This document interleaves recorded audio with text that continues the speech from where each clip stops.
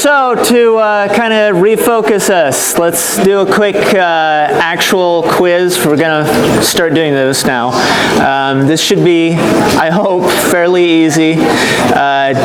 Break out your iClickers. We're going to get it started here in just a second. Let me...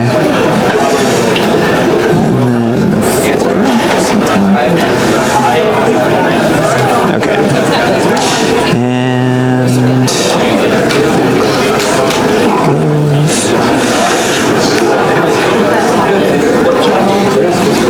BD. All right, it should be open now.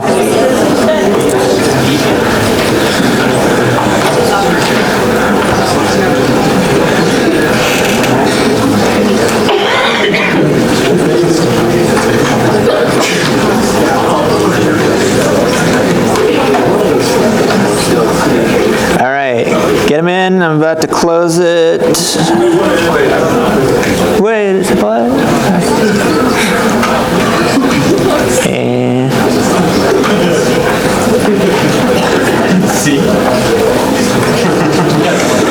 got your votes in. 5, 4, 3, 2, 1. Done. Okay. Thanks, everybody. All right. So which one is it? It's A/C.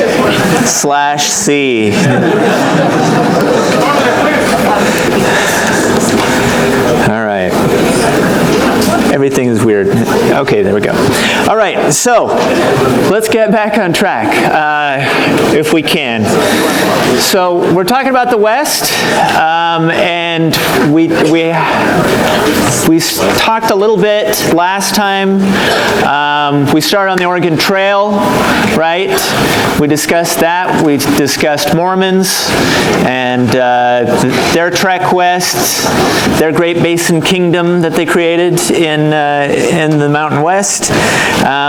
We talked about the Texas Revolution, and then the Mexican-American War, and President Polk's administration, which basically filled out the rest of what we call the continental United States, right, from the East Coast to the West Coast, in terms of it being American territory. So, with all that, and then I jumped ahead a little bit because I got excited and we were talking about Texas, but we're going to try and get back on track. We will probably return to a few things. So, from current slide.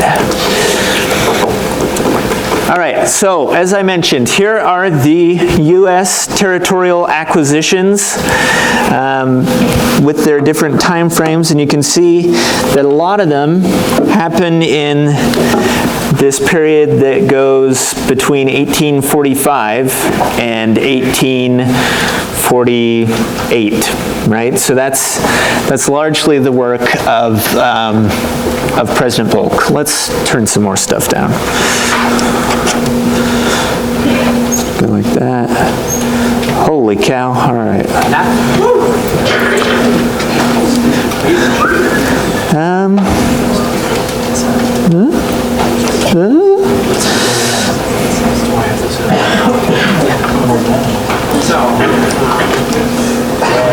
That cut, does that really do? Does it seem like I should know how this room works by now? It does, doesn't it? But I don't.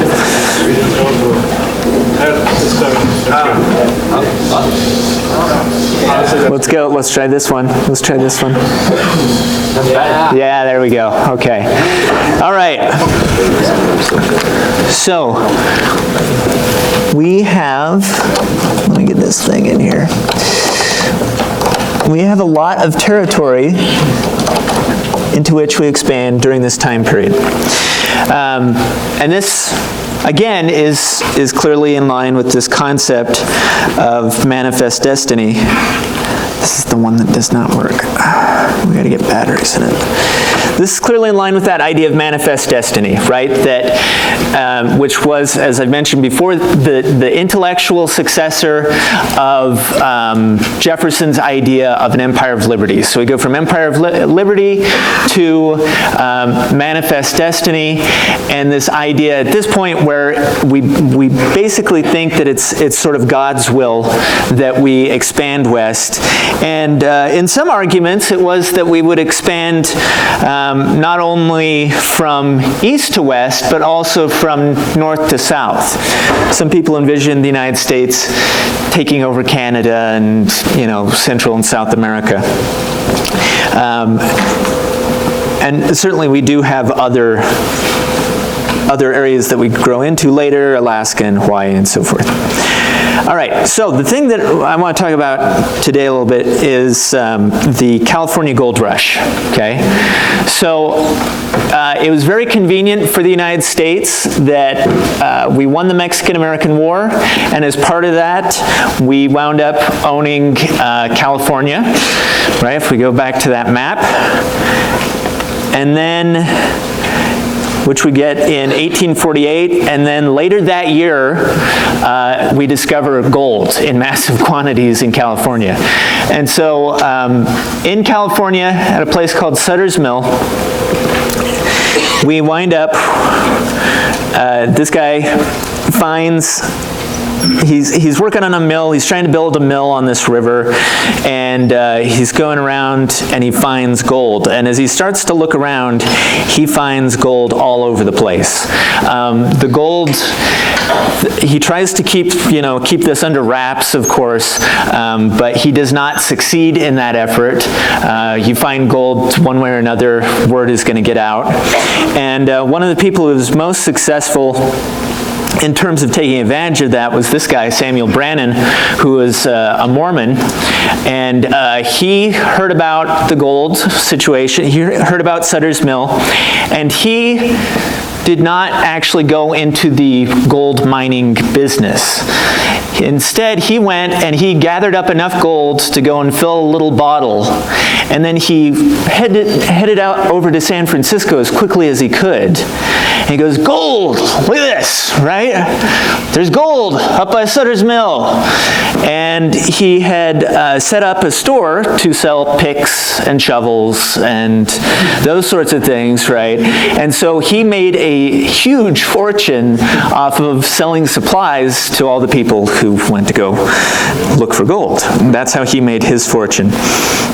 But in those early days, the discovery happens late in 1848, and in those days, it was very difficult to go and get across the country, obviously, in a short amount of time. So the people who were already there in California were the ones who made the most money by far.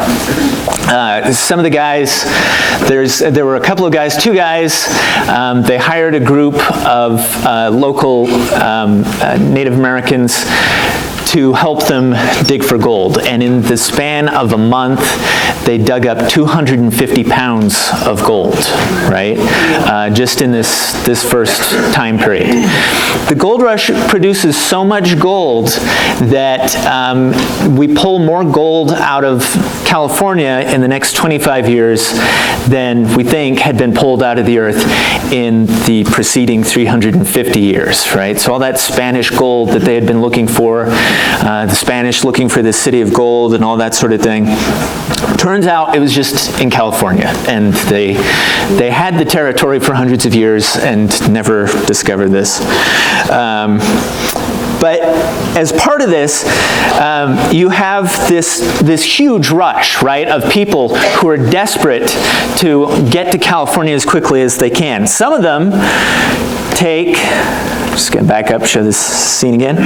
Some of them take boats, right? So the ones who have the money to do it and are clever enough and quick enough to think of it will go and take a boat, say from New York, go all the way around South America, right, up to California. And they get there a little bit quicker, and those guys generally did much better. But for everybody else, winter is setting in at the time that the news arrives on the East Coast, and you don't go out into the unknown in the middle of winter. So they have to wait until springtime. And then they begin to increasingly head there in huge wagon trains, right? And it's for the most part, the people who do this overland travel, they start usually from places in Missouri or Iowa to head out this direction, and they run across, you've got all these different landmarks along the way. We can talk about those in a minute. But you're trying to get over to here, to Sutter's Mill or Fort, where the gold is. And so these guys come by the thousands, right? Like, we have 50,000 people cross the plains during this time period. A lot of them die along the way, similar to what Mormon pioneers experienced as they traveled west. But one of the most interesting things that happens is that they cut a swath through the middle of the country that, traffic like this had never occurred before. And it really, for one thing, disrupted the buffalo herds that were here in the plains. And it disrupted, as a result, the tenuous relationships between the various Native American tribes that populated this area. And these groups are really interesting because they're another good example of the way in which the introduction of horses with the Spanish had changed the way that these Native American tribes operated. So some of them came from the west and tried to take over this territory and maybe held it for a while, and some of them came from the east and held it for a while. So you have the Kiowa in here, you have the Cheyenne, and the ones that wind up dominating are the Lakota Sioux, who dominate this area. And they wind up, as you might expect, once the buffalo herd is disrupted, they wind up attacking these guys who are traveling west because they're very annoyed at what's going on. This actually leads to some conflict, but then a peace treaty, which is very interesting in terms of how it operated. It was a peace treaty that was actually really effective, and it involved a certain amount of compensation from the government to these Native American tribes. And you can see it if the Lakota had a way of keeping track of history, and they would take a skin, and they would, in sort of concentric rings, they would draw a picture that represented each year, right? And so you see, if you look at one of these, you see the point at which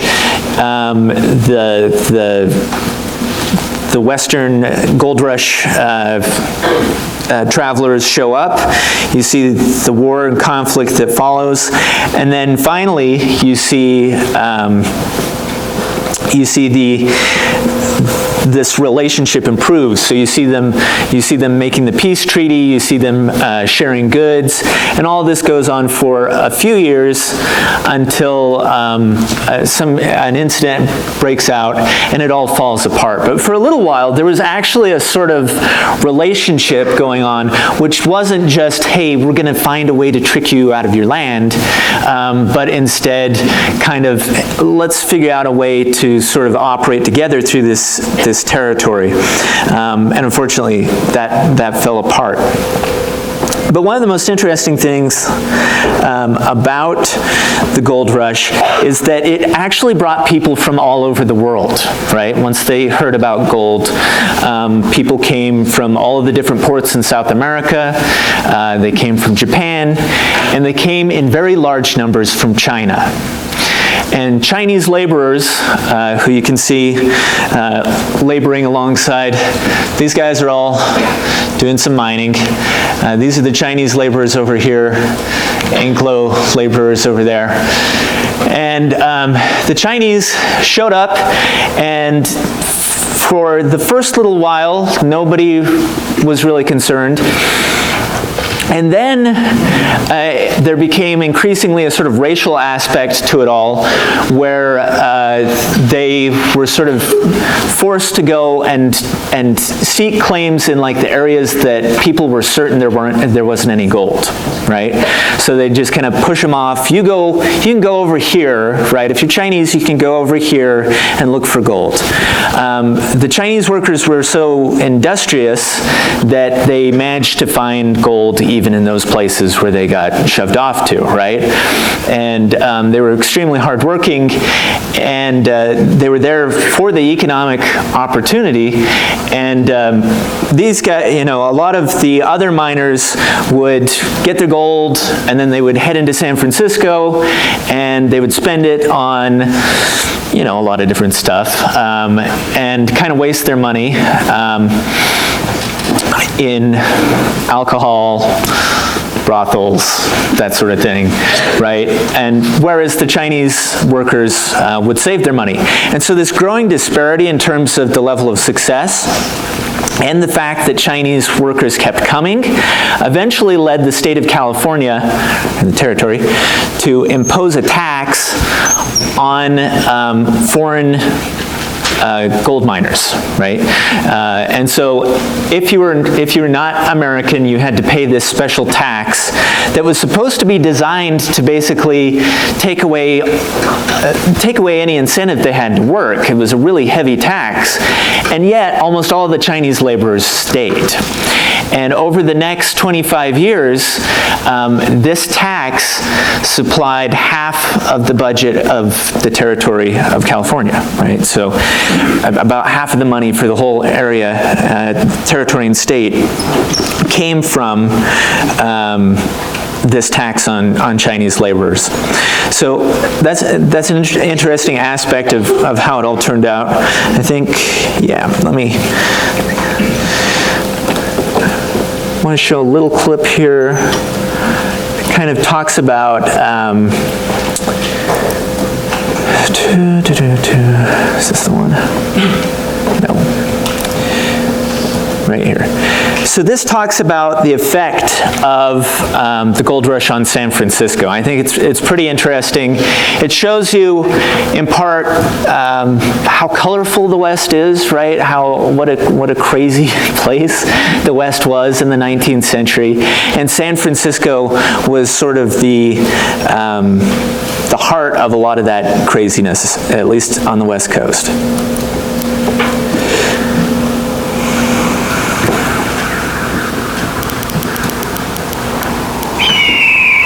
You came down after a year or so in the mines, freezing your butt off, working like a dog, living under absolute primitive conditions. And here you got in San Francisco, a boat ride away, one of the great metropolises with everything available to you, and you just went crazy. You gambled, you bought, you whored around, and you drank. And the people who took your money were the ones who got rich. It's just the way it was. When I landed here with my little company, there were but 3 families in the place, and now the improvements are beyond all conceptions. Homes in all directions, business brisk and money plenty. Here will be the great emporium of the Pacific, and eventually the world. Sam Brannan. In the fall of 1849, the village of San Francisco had barely 2,000 residents. Just 1 year later, the population had grown to nearly 35,000, and it had become the West's first full-fledged city. A single house lot on Portsmouth Square grew in price from $16.50 to $45,000 in just 3 years. Everything was brought in by sea at first. Whiskey, shovels, lumber all the way from the forests of Maine. Even a cargo of cats ferried in to take on the rats that ruled the waterfront.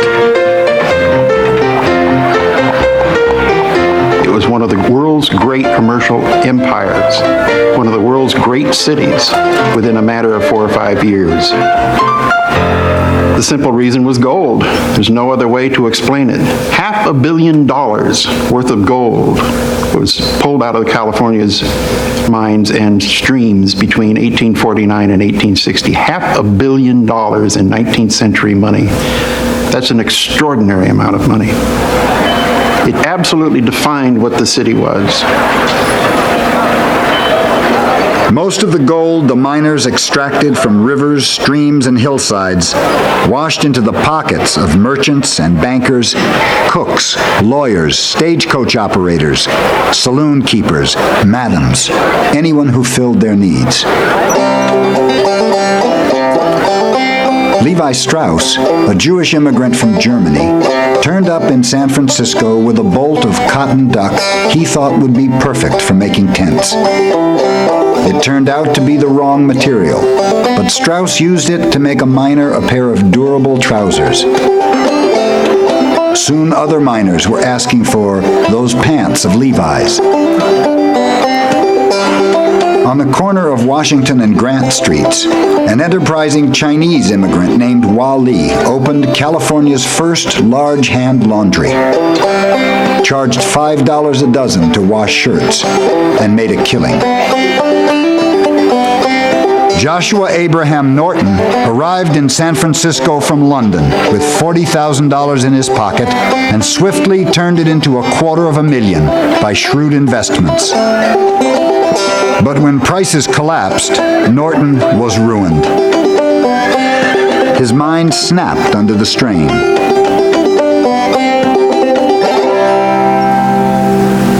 At the peremptory request and desire of a large majority of the citizens of the United States, I, Joshua Norton, declare and proclaim myself Emperor of these United States. San Franciscans were delighted. Norton was given a special uniform to wear while he wandered the streets, bowing graciously to citizens he was convinced were his loyal subjects. Bartenders gave him free drinks. The city directory listed him as Norton Joshua, Emperor. And when he died, 30,000 of his former subjects turned out for his funeral. The town had a great sense of transience. Well, transience always carries with it an air of possibility. And that is one of the great characteristics of San Francisco in the golden era. It was still a time when a person could arrive and seek out the possible. Everything did seem possible. There were so many stories of people who had risen from nothing to complete dominance. People who'd arrived in San Francisco with $100 in their pockets and ended up building huge business blocks 5 years later. This was repeated over and over and over again, so that the town took on an air of a kind of rarefied demonstration of what the American dream was all about. Condensed, packed into a few golden years. So it was an interesting place, right? And all of this helps to drive that manifest destiny and that concept of Western expansion. We owned the California territory, so we were very happy about that. But moreover, at this point, now it becomes a question of we need to get there, right? We desperately need to get over to where the California territory is as quickly as we can, by whatever means we can. And so one thing that's important to understand about the West is that it is defined, is the question of how to define the West, right? And this is one that's important. There are a lot of different ways to define it. I personally usually define it as well, come back on. This line right here where the mountains start. But the way in which most people define the arid West is with the 100th parallel, which runs right through here. And what this does anybody know what happens on one side of this line? Well, it's not quite the continental divide. No, continental divide's up in here. Any guesses? It's in the name. It gets dry, okay? So along the 100th parallel, everything west of this point is dramatically drier than everything east of this point. This is rainfall over here, inches per year, right? And so as you can see, when you get over into where Utah, Nevada, Eastern California, all that area is, it's extremely dry here, right? This whole area is extremely, extremely dry, which makes it hard to live there.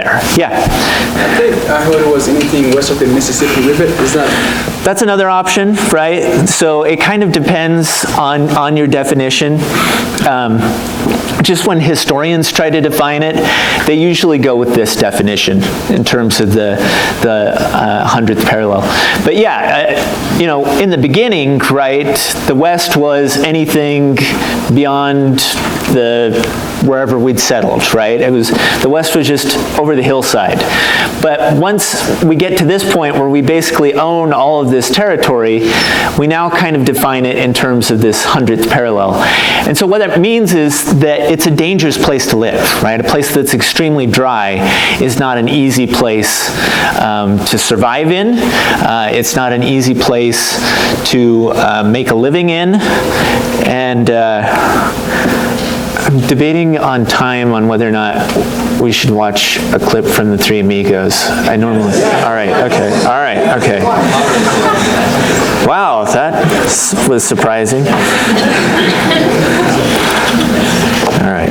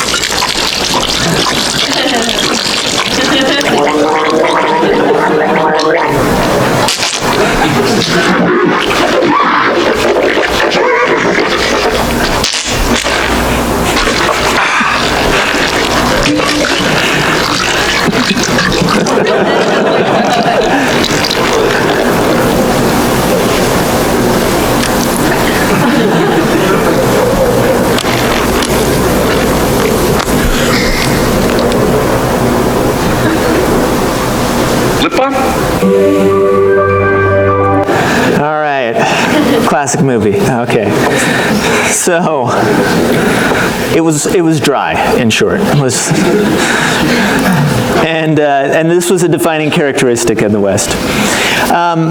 So I started to talk a little bit about the West during the Civil War, and there's some important characters to know about. I'm going to hopefully I might be able to get through all this story, but we may have to continue it next time. That's fine.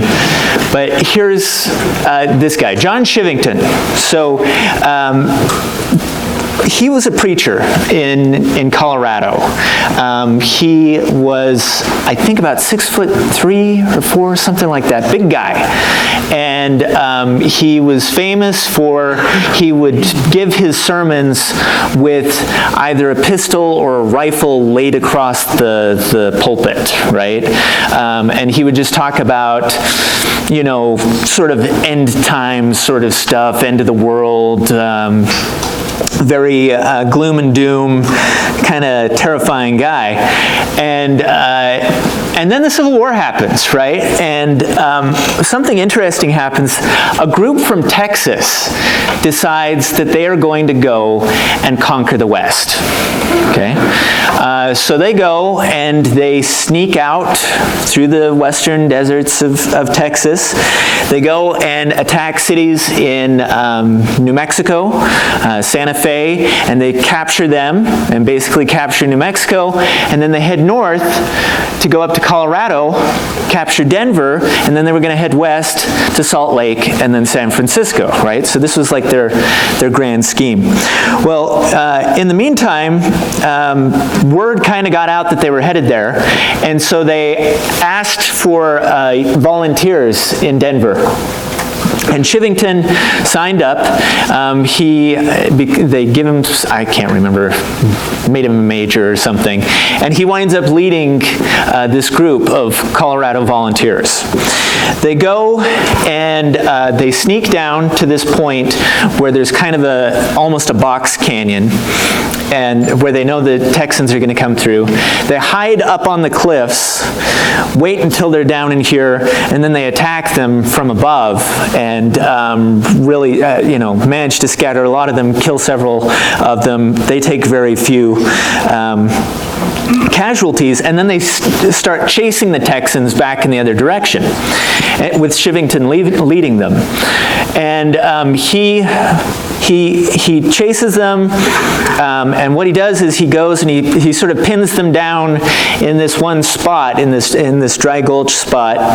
Meanwhile, he and a group of other guys go, they wrap around, and they go like 10 miles behind this point, further south, to where the Texans had their supply train, their wagons with all their supplies in it, and they destroy all of them, right?